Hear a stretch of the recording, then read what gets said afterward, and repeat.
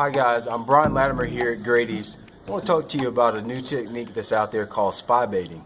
This is a true finesse bait. As you first glance, a lot of anglers look at the bait and they're kind of perplexed at what it really is. I'm going to tell you a little bit more about the bait and how you're going to use it.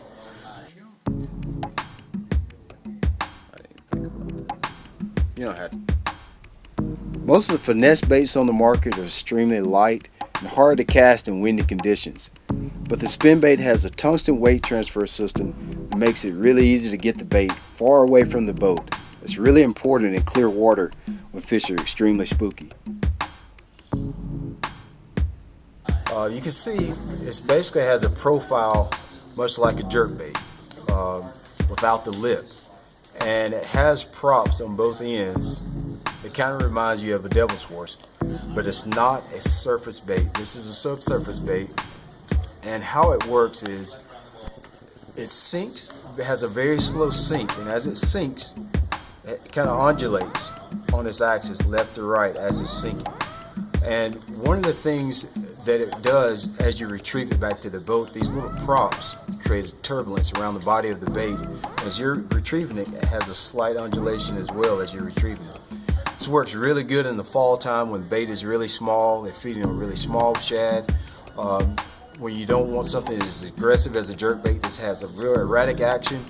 Or say if you found a jerkbait bite on a windy bank and the next day you go back and it's not windy anymore, that's the instance when you want to come back with the spy bait. Sometimes less is more, and the spy bait feeds into that principle.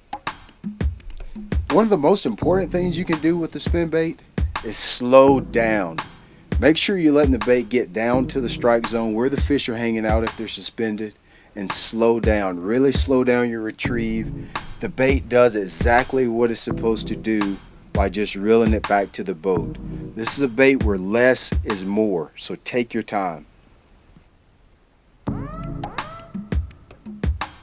You want to use light line.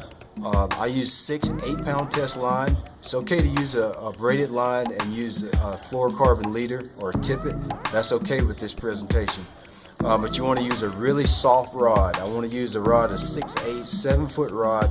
Has a lot of tip, loads really nicely. You can see it has treble hooks here. You're going to be using light line, so you definitely want to have a rod that will give with the bait. Try this in high pressure situations or in the fall. You're going to like the fish that you catch.